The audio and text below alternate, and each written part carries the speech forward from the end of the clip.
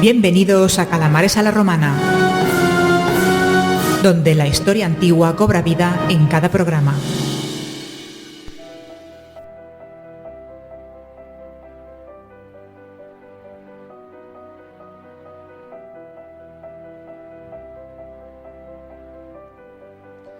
Salvuete, calamares. Bienvenidos a una nueva entrega de este programa, una entrega especial, una nueva entrega en solitario, donde os vengo a hablar de civilizaciones, de pueblos, de culturas, de tribus, de gentes, que no tienen nada que ver con Roma. En este caso, quiero centrar mi atención hoy, y la vuestra, por supuesto, en la civilización minoica.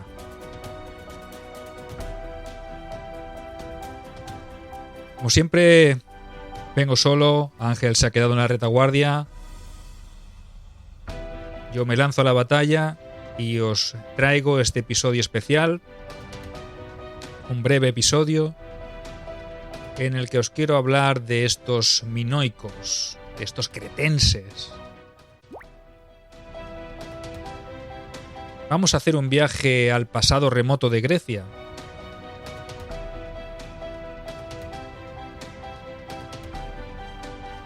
Además nos vamos a desplazar del continente en dirección a una de las islas más importantes del Egeo. Una civilización muy antigua y también muy misteriosa. Una de las que habitaron una de las islas más hermosas que nos ha dado el Mediterráneo. Los minoicos, que se asentaron en la isla de Creta. Pero ¿quiénes eran los minoicos y de dónde procedían? ¿O de dónde procede la denominación que las fuentes modernas le han dado a esta cultura? Está claro que ellos no se llamaban a sí mismos de esa manera, y ya habréis deducido algunos que el vocablo procede del nombre de Minos. ¿Y quién era ese tal Minos? Seguro que a más de uno os suena. Pues bueno, me parece un buen punto para comenzar esta explicación.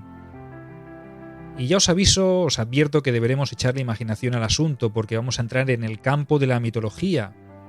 Y debemos ser amplios, anchos de miras, porque como ya sabéis es un terreno que está cargado de leyenda, de fantasía, por lo que no debéis creeros todo lo que os voy a contar. Según cuenta un mito, uno de los centenares de mitos, el poderoso dios Zeus, enamoradizo como era, ya sabéis, se encaprichó de una princesa fenicia de nombre Europa. Y como él era el padre de los dioses, podía hacer lo que le viniera en gana. ¿Quién pudiera hacerlo? ¿Quién pudiera ser Zeus? Así fue como un día que la muchacha estaba jugando en la playa con unas amigas, apareció frente a ella. Pero no lo hizo con apariencia humana, sino que fue con la forma de un poderoso toro blanco. Se comportó mansamente para ganarse la confianza de Europa, y ésta, inocente como era, se montó en su lomo, tal vez desoyendo los consejos de sus acompañantes.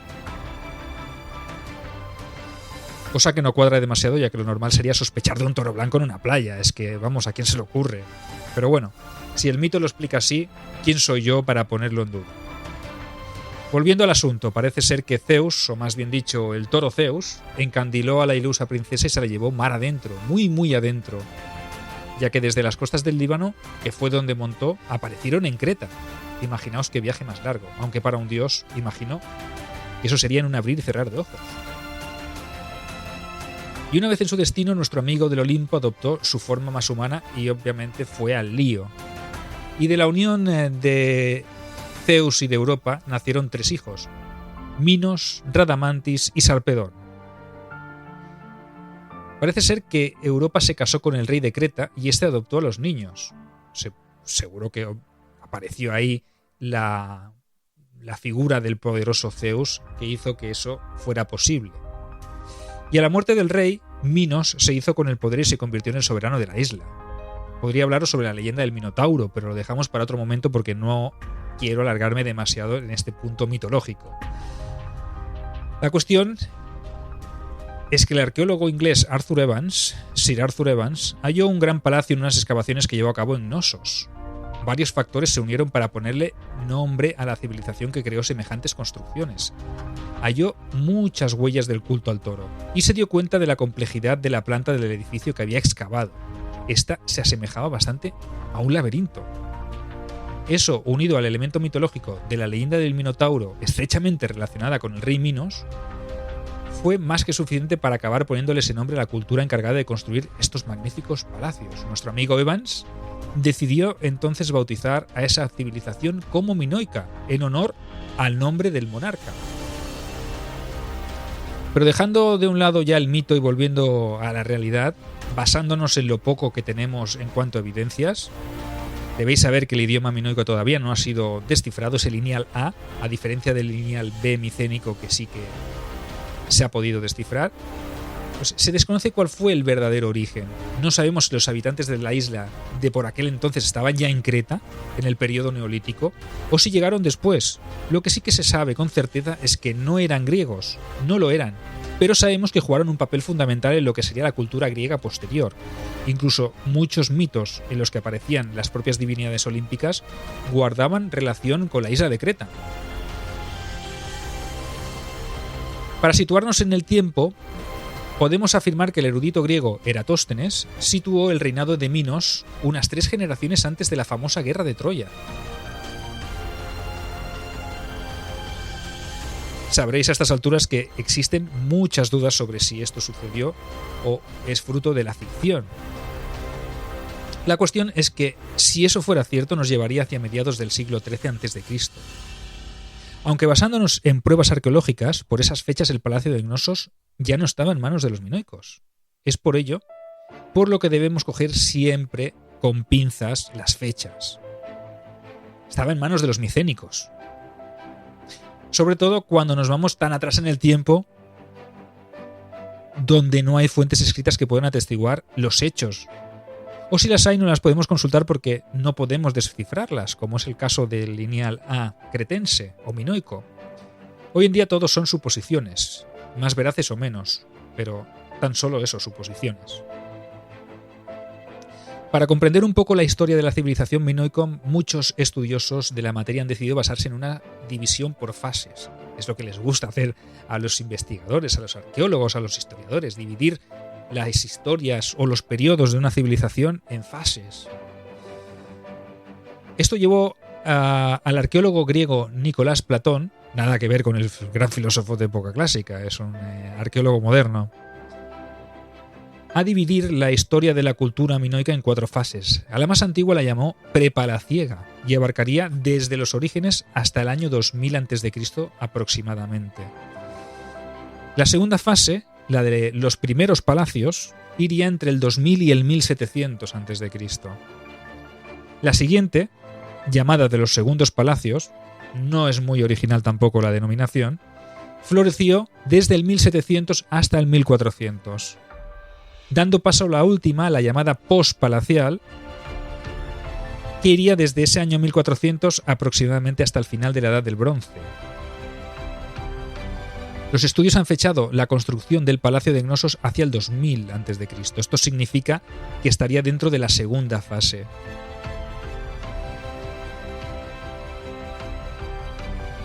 Eso nos da una horquilla temporal muy amplia. Hoy en día, y gracias a los avances tecnológicos, tenemos constancia que entre las 2 fases palaciegas tuvo lugar un gran terremoto que devastó la isla hacia el año 1700 a.C. Pero, pese al desastre natural, hay constancia de que la civilización no desapareció, sino que logró reponerse de ese mal y los palacios volvieron a alzarse de nuevo y la civilización pareció alcanzar su máximo periodo de esplendor. En esa segunda fase palaciega la población aumentó muchísimo, hasta tal punto que los minoicos salieron de la comodidad que les daba su isla y se lanzaron a la aventura de la colonización. Incluso se han hallado restos que atestiguan una gran explotación del territorio mediante el uso de las terrazas. Y ya que hablamos sobre la economía de los cretenses, ¿cuáles creéis que eran los productos estrella en ese momento? Pues como no, la famosa tríada mediterránea. Ya la conocéis todos, la vid, el olivo y el trigo. Esa producción les convirtió en unos grandes comerciantes. Toda esta actividad se llevaba a cabo desde los propios palacios, al igual que sucedía en Micenas, o en el Imperio Hitita, o en Ugarit, o en Babilonia, o en Asiria, en Mesopotamia, en Akkad.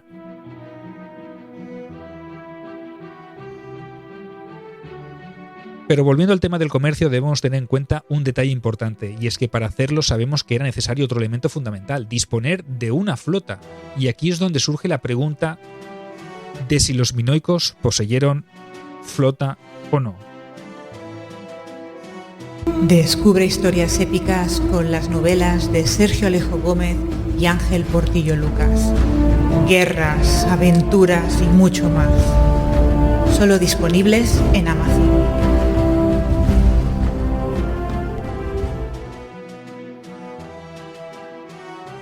Del tema de la flota debemos consultar en primera instancia a los clásicos, y si hacemos caso, por ejemplo, a lo que nos dijo Tucídides muchos siglos después, ya en época clásica, en torno al siglo V, en tiempos de las guerras del Peloponeso, la respuesta es que sí. Tucídides afirmaba que el rey Minos llegó a tener bajo su órbita a las islas Cícladas. Pero ese es otro elemento que debemos coger con pinzas, ya que es más probable que hablemos de una flota mercante que no de una de guerra. Antes hemos comentado que los minoicos eran comerciantes y fundaron colonias, pero colonias comerciales, no colonias destinadas a extender sus dominios allende los mares. Los minoicos se caracterizaron también por obtener un gran excedente agrícola. Además de eso, también hicieron lo propio con otros elementos, como la lana de sus ovejas, e incluso supieron aprovechar bien el sobrante de la madera de sus bosques, aunque el elemento más abundante que ha llegado hasta nosotros ha sido sin duda la cerámica.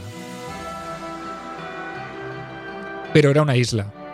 Ya sabéis lo que ocurre con las islas, que no tienen de todo, y obviamente en sus negocios buscaban importar todo aquello que no tenían. Y como vivieron en la Edad del Bronce, les faltaban los materiales para crearlo, es decir, el cobre y el estaño. El primero venía principalmente de Chipre, mientras que el estaño llegaba de mucho más lejos, desde los montes de Asia o desde la lejana península ibérica. Sabemos por hallazgos que los minoicos tenían gustos muy refinados y hay constancia de que compraban productos incluso en el lejano Egipto, tales como amuletos en forma de escarabajos o toallas de marfil. Y es que los minoicos no tenían reparos en considerar a los egipcios como una civilización muy avanzada. Por ello, sabemos que imitaban a algunos de sus productos. En cuanto a la estratificación social, sabemos que había clases diferentes como en todas las culturas, de antes y de ahora. Aunque no se han hallado tampoco tumbas opulentas de sus dirigentes que denoten una diferencia clara. Y eso nos lleva a pensar que no eran comparables a los faraones egipcios o a los reyes de otros imperios poderosos del momento, sino que eran más bien discretos o no se consideraban tan superiores al resto de sus compatriotas. Se sabe tan poco sobre la clase dirigente de Creta que hay teorías que defienden que los palacios eran templos. Y eso nos lleva a pensar que los que mandaban eran los sacerdotes. Aunque yo no estoy totalmente de acuerdo con ese aspecto, pero lo pongo sobre la palestra para que cada cual saque sus propias conclusiones. Estamos en un país libre. Estamos en un podcast libre. En una república calamar libre. Podéis opinar. Os leo en comentarios. ¿Qué opináis vosotros sobre esto? En cuanto a los palacios en sí, tenemos la certeza de que fueron construidos de manera impresionante. Entre los más destacados están el de Cnosos, el de Festos, el de Malia o, por ejemplo, el de Zacros. El primero, el más grande y seguramente el más conocido. Sobre él se puede decir que tenía más de 1500 estancias para que os hagáis una idea de su magnitud. Y es en este punto donde quizás surja otro mito, el del mismo laberinto del Minotauro que explicamos anteriormente, el de Sir Arthur Evans. Cualquiera que no estuviera acostumbrado a moverse por sus pasillos bien podría creerse que estaba dentro de un laberinto. Y si por casualidad tenéis la oportunidad de visitar Cnosos algún día, no os fiéis de lo que vean vuestros ojos. Pues tanto el palacio como los frescos son mayormente reconstrucciones que se le atribuyen en cierto modo al buen hacer del propio Evans, que con más o menos acierto trataría de hacer algo similar, según su propio criterio, a lo que debieron hacer los habitantes originales del recinto monumental. Sabemos que los palacios eran auténticos centros de poder y que se construyeron ciudades a su alrededor. En el caso de Knossos, la población de la urbe habría podido alcanzar las 20.000 almas, lo que nos lleva a pensar que fue un elevado número de habitantes para el momento, para esa edad del bronce. Y gracias a las pinturas, o más bien dicho, a las porciones de ellas que se han conservado y que no han sido restauradas, que no tocó el bueno de Evans, han llegado hasta nosotros aspectos de la vida cotidiana de los minoicos. Y en estas pinturas se pueden apreciar los diferentes atuendos que vestían tanto hombres como mujeres. Ellas vestían faldas de volantes en forma de campana en la parte inferior, llevando en la superior una especie de chaquetilla ajustada, eso siempre y cuando llevasen algo.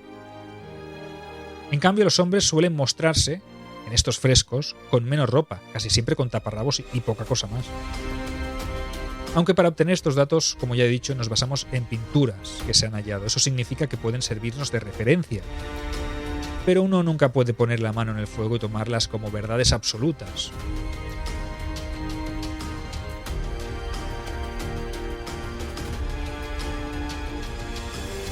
En cuanto al panteón religioso, no se sabe apenas nada sobre a quién o a quiénes adoraban. Los únicos registros arqueológicos de los que disponemos hacen referencia a estatuillas que se han hallado en las excavaciones. Y de lo poco que tenemos podemos sacar varias conclusiones. La más importante es que la mujer jugaba un papel muy importante en el mundo religioso minoico. En casi todo lo que tenemos aparecen diosas femeninas rodeadas de numerosas mujeres que harían las veces de sacerdotisas. Y casi siempre aparecen con los senos al aire. Pero no se cree que simbolice únicamente un aspecto sexual, sino que guarda una relación muy estrecha con la propia naturaleza en sí y con la fertilidad. Y una de las criaturas que más aparece en esta cultura cretense o minoica es el toro, relacionada claramente con el mito de Zeus y Europa. Hay varios frescos muy estudiados en los que podemos ver a estos animales, como por ejemplo la del saltador del toro. Y en ese, precisamente, se pueden ver también dos mujeres en la escena, lo que da más fuerza a la teoría del papel social relevante que tuvieron las mujeres minoicas. Y es que las pinturas vuelven a darnos más pistas sobre la relación de esta cultura con la naturaleza. Nos encontramos muchas escenas idílicas de la relación de los seres humanos con la madre naturaleza.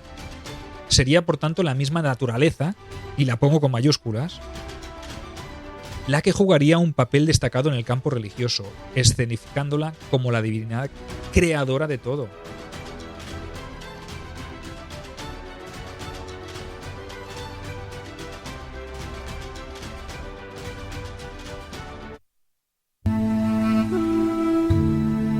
Apoya a la República Calamar con una donación o suscripción. A cambio, tendrás contenido exclusivo para fans y acceso anticipado a nuestros programas.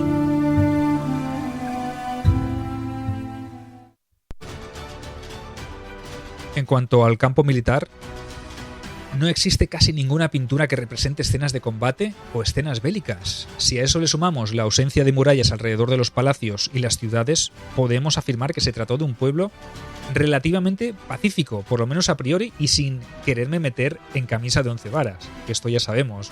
No se pueden hacer afirmaciones tan rotundas si no hay información viable. Como ya digo, es arriesgado hacer esta afirmación, pues se han encontrado ofrendas rituales de armas. Eso nos hace pensar que tal vez no hiciesen apología de la guerra, pero imagino que tontos no serían. Estarían preparados para defenderse llegado el caso. Y algunos autores han defendido la idea de que fueron una sociedad pacífica con base matriarcal en la que las mujeres eran iguales a los hombres. Estos mismos autores han defendido que fue la llegada de los indoeuropeos, los micénicos, nuestros belicosos amigos que sitiaron y tomaron Troya, lo que hizo que cambiasen las reglas del juego. Y eso pasó ya que los extranjeros sí que disponían de una clase guerrera. Sin duda, esa ventaja fue determinante para que las estructuras de control matriarcal cambiaran, si es que habían existido previamente. Que esto no lo podemos ni confirmar ni desmentir. Antes os he dicho algo sobre la escritura de los minoicos. Pasemos ahora a hablar de ese importante aspecto que ayuda a determinar el grado evolutivo de una cultura o de una civilización. Sabemos que Evans hizo varios descubrimientos importantes en este campo. Por ejemplo, halló 3 tipos de escrituras distintas, una con signos que él catalogó de jeroglíficos, una segunda que tiene más de 200 signos y a la que denominó lineal A, y la tercera con una datación más moderna de unos 90 signos a la que le llamó lineal B. Los más estudiosos en la materia, los que habéis profundizado más en el tema, sabréis que el lineal A todavía no se ha podido descifrar. En cambio, el lineal B sí. Al lineal A le ha sucedido lo mismo que a otras lenguas antiguas, como el etrusco o el íbero. Todas estas escrituras continúan siendo un gran misterio por descifrar. Estudios recientes llevados a cabo, por ejemplo, por el filólogo Gareth Owens, han arrojado algo más de luz sobre esta lengua. Este estudioso se ha afirmado, o se ha atrevido a afirmar, que el lineal A guarda similitudes con el lubita, una lengua indoeuropea oriunda de Anatolia, muy relacionada con el imperio hitita también. Si eso fuera cierto, se plantearía una duda, y es que los pobladores de Creta no serían originarios de la isla. Recordad la teoría que habíamos dicho antes, al principio, y se abriría la vía de que podrían proceder de una zona de Asia. Pero hoy en día todo eso no son más que conjeturas, y el misterio sigue sin resolverse. Otras preguntas surgen en este punto. ¿Cómo desaparecieron del mapa de repente y sin dejar huella? Pocos datos hay sobre esa desaparición. Sabemos que hacia el 1470-1450 tuvo lugar un episodio muy grave de destrucción. Y este afectó a la isla por completo. Pero ¿se trató de una catástrofe natural? ¿Fue acaso una erupción? ¿Fue un tsunami? Aquí aparecen muchas dudas y es donde los expertos no acaban de ponerse de acuerdo.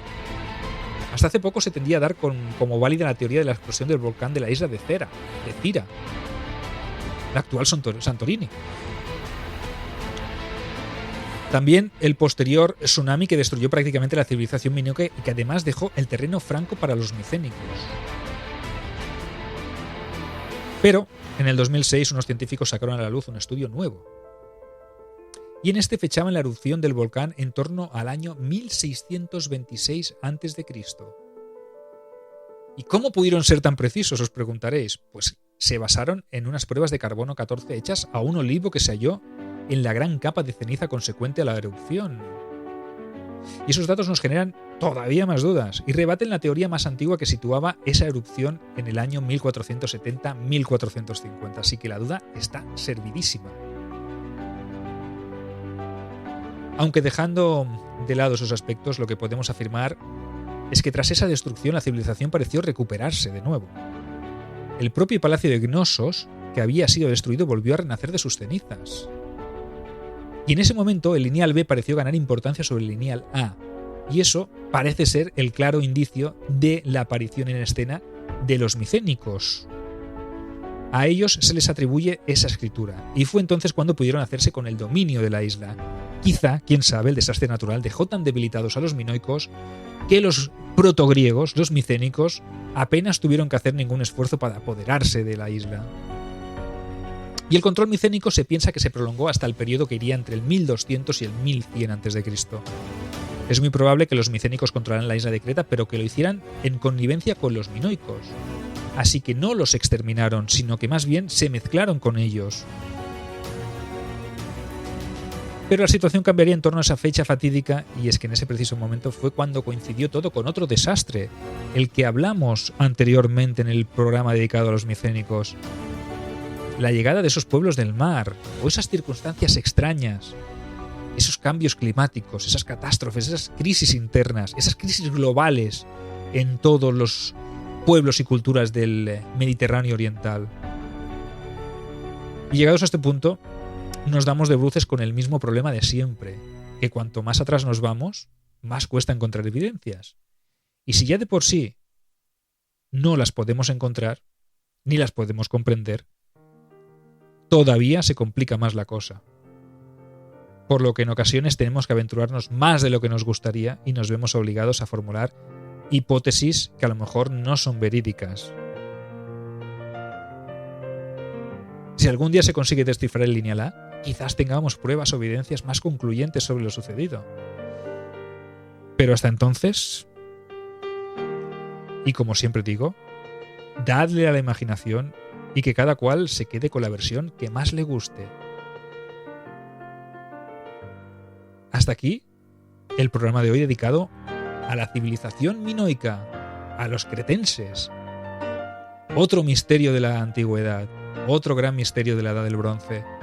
Y si queréis saber algo más sobre ese periodo, sobre la Edad del Bronce, os recomiendo que leáis Odisea de Bronce y Hierro, de un servidor, la última novela que he publicado. La podéis encontrar en Amazon, disponible en papel y en digital. Un paseo por esos momentos tan complejos, por ese final de la Edad del Bronce, de la mano de 6 personajes. 6 personajes muy diferentes, pero cuyos destinos se van entrelazando. No lo dejéis pasar. Y sobre todo, suscribíos a Calamares a la Romana. Dejad comentarios. ¿Os ha gustado? ¿Os está gustando esta aventura, esta odisea particular que estoy haciendo por otros pueblos que no son los romanos? ¿Queréis que siga? ¿Queréis que continúe? Dejádmelo en comentarios, por favor. Suscribíos a nuestros canales Calamares a la Romana en todos los formatos de podcast. Podéis suscribiros al canal de YouTube de Sergio Alejo Gómez y también al podcast de Ángel Portillo Lucas, Dignum en Roma.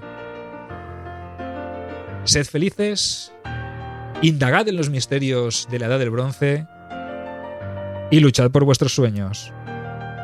Hasta la próxima. ¡Eterna!